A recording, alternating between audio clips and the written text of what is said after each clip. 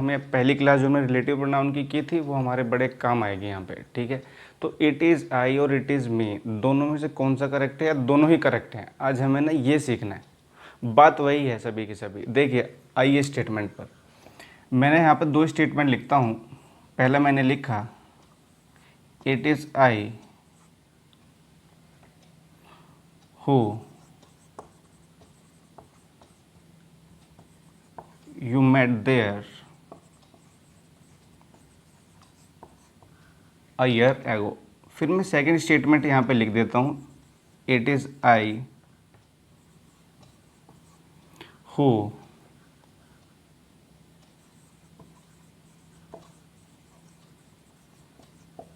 Help everyone in the time of trouble.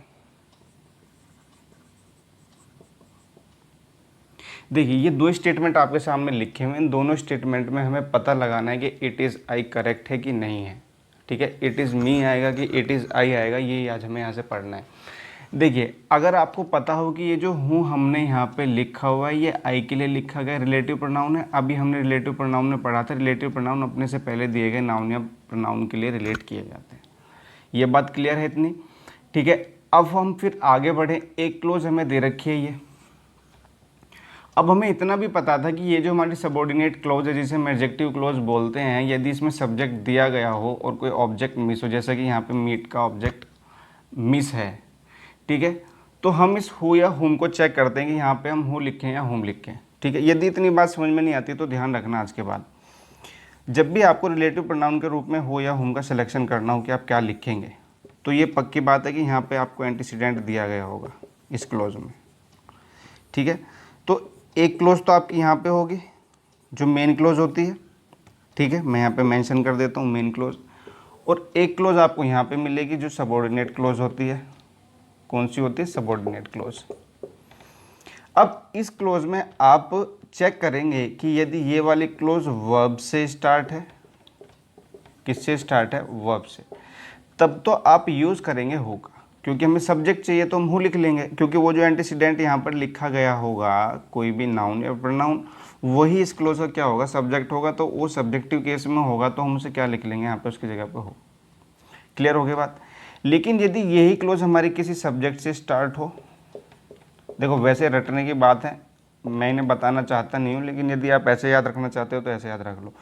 तो फिर आपको यहाँ पे क्या लिखना पड़ेगा? होम लिखना पड़ेगा। ये दो कंडीशन है हमारे सामने, एंटीसीडेंट पक्का मेंशन होगा यहाँ पर। क्लियर हो गई बात?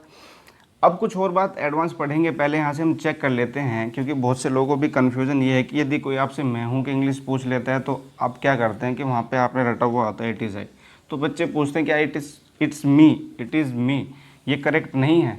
देखो वो डिपेंड करेगा यहाँ पर, आप इट इज़ आई लिखें या आप इट इज़ मी लिखें, वो डिपेंड करेगा कंडीशन पर, क्योंकि मी यहाँ पर ऑब्जेक्ट बना हुआ है और आई यहाँ पर सब्जेक्टिव केस में है। तो हमें बस आज यही थोड़ा सा क्लियर करना है कि हम मी कब लिख पाएंगे और आई। करेक्ट दोनों ही होंगे, करेक्ट दोनों ही होंगे। देखिए मैंने यहाँ पे लिखा it is I who you meet there a year ago. भाई मैं ही हूँ जिससे तुम मिले थे 1 साल पहले। अच्छा, इस स्टेटमेंट में यदि आप ध्यान से देखोगे तो मेट वर्ब है, सब्जेक्ट से स्टार्ट है, तो हु हम यहाँ पे लिख नहीं सकते, तो हमें क्या मेंशन करना पड़ेगा? हूँ, क्योंकि जो मेट वर्ब है ना, इसी का ऑब्जेक्ट ये है, ये आई, तुम जिसको मिले थे वो यही है आई। क्लियर है? तो हमने इसकी जगह पे क्या लिख दिया? हूँ। अब आप मेरी एक बात बताएं, ये जो हूम है यहाँ पे, ये तो ऑब्जेक्ट हो गया, और रिलेटिव प्रोनाउन और एंटीसीडेंट तो दोनों सेम होते हैं, तो आप सब्जेक्ट के लिए ऑब्जेक्ट कैसे लिख पाएंगे? हूम तो वहाँ पे आएगा ही आएगा, तो आपको यहाँ से इसे भी ऑब्जेक्टिव केस में चेंज करना पड़ेगा और यहाँ लिखना पड़ेगा इट इज़ में। अब ये जो सेकंड स्टेटमेंट लिखा हुआ है ना, इसमें ध्यान से समझना, ये जो हु है ना, ये रिलेटिव प्रोनाउन और सब्जेक्ट के रूप में लिखा हुआ है, ये यहाँ पर सब्जेक्टिव केस में ही है, और सब्जेक्ट है किसका? इस वर्ब का। यदि आप ध्यान से देख रहे होंगे तो ये जो आई है ना यहाँ पर, यही इसका सब्जेक्ट है, क्योंकि हेल्प कौन करता है? आई। तो हमने इस आई के लिए एक रिलेटिव प्रोनाउन लिख दिया जो कि सब्जेक्टिव केस में है। ये एंटीसीडेंट है क्योंकि ये सब्जेक्ट है उस क्लोज के लिए, तो लिखा भी किस में जाएगा? सब्जेक्टिव केस में, तो ये यहाँ पे करेक्ट हो जाएगा। क्लियर हो गए? इट हमारा इंट्रोडक्टरी सब्जेक्ट है जिसके लिए ये कॉम्प्लीमेंट का काम कर रहा है, यहाँ पे मी और यहाँ पे आई। तो ये बात समझ में आ गई। इट इज़ आई भी करेक्ट होता है और इट इज़ मी भी करेक्ट होता है। कंडीशन डिपेंड करती है लिखी गई क्लोज पर। यदि रिलेटिव क्लोज जो हमने लिखी है वो वहाँ पे हु को लेकर चल रही है, अपने साथ में सब्जेक्ट को लेकर चल रही है, तो याद रखना कि आई को भी हमें सब्जेक्टिव केस में रखना पड़ेगा। यदि हम वहाँ पे मी लिखेंगे तो कंडीशन ये होगी कि रिलेटिव प्रोनाउन जो होगा हमारा वो हुम वहाँ पे मेंशन होगा। इसका मतलब वो रिलेटिव प्रोनाउन कोई ना कोई ऑब्जेक्ट होगा, इसलिए वहाँ पे क्या लिख पा रहे हैं मी। ठीक है, यहाँ पर बात सिर्फ आई और की बात नहीं हो रही, और भी यदि प्रोनाउन आ जाएं, यदि और भी प्रोनाउन आ जाएं तो उनको भी आपको ऐसे ही लिखना पड़ेगा। देखो, यदि मैं कहने लगूँ it is she whom you cheated, तो ये आपको भी पता है कि इस स्टेटमेंट में जो whom लिखा हुआ है रिलेटिव प्रोनाउन है। रिलेटिव प्रोनाउन क्यों कह पा रहे हैं, क्योंकि ये इसके लिए लिखा गया, ये एंटीसीडेंट है,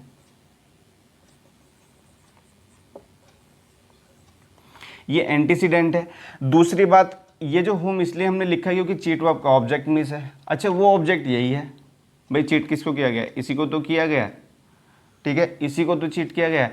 अब जब ये ऑब्जेक्ट हमने इसके लिए लिखा है तो ऑब्जेक्टिव केस में होना चाहिए, तो यहाँ पे लिखेंगे हमारा। लेकिन एक कंडीशन और देखिए, यदि मैं यहाँ पे लिख दूँ इट इज़ हर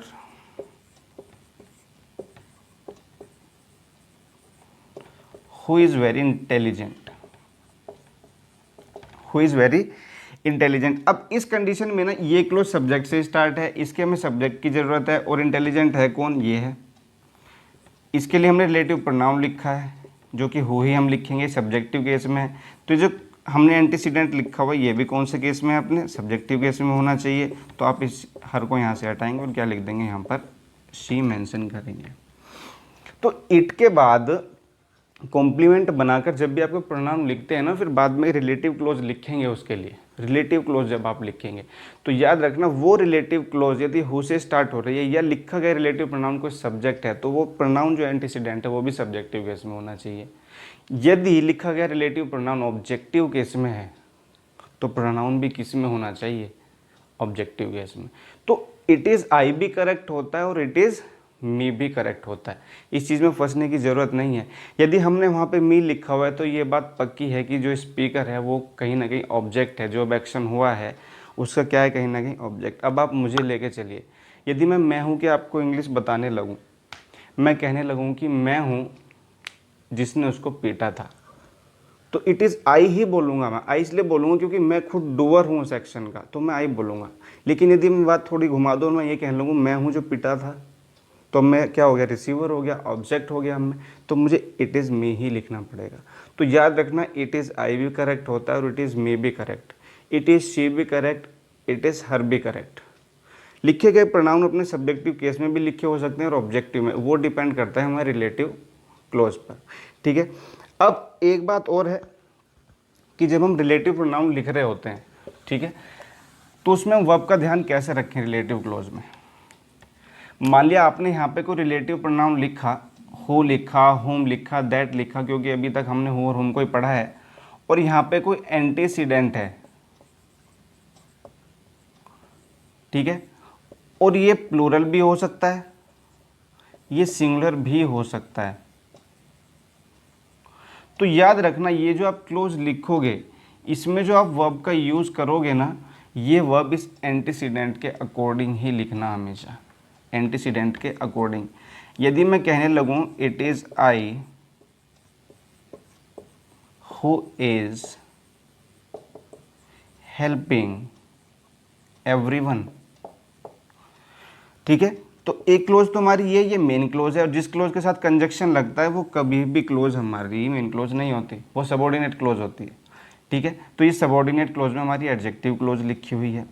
अब दूसरी बात, रिलेटिव प्रोनाउन रिलेटिव कंजक्शन भी कहलाते हैं, कोई बात नहीं, दोनों काम कर जाएंगे यहाँ पे, ये जो हु है।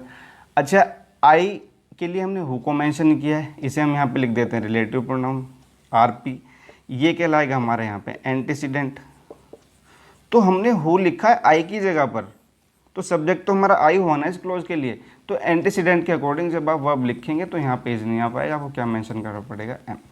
तो याद रखना रिलेटिव क्लॉजेज में रिलेटिव प्रोनाउन के साथ आप जो भी वर्ब लिखेंगे वो एंटीसीडेंट एक बार चेक कर लीजिएगा कि वो एंटीसीडेंट सिंगुलर है कि प्लूरल है। ठीक है, तो इतना ही। नेक्स्ट वीडियो में लेके आएंगे रिलेटिव प्रोनाउंस के और पार्ट, दैट को लेकर आएंगे, विच को लेकर आएंगे, हुज को भी लेकर आएंगे और ऑफ विच को भी लेकर आएंगे बहुत बढ़िया तरीके से। ठीक है, तो आज के लिए इतना ही। बाय, नमस्कार।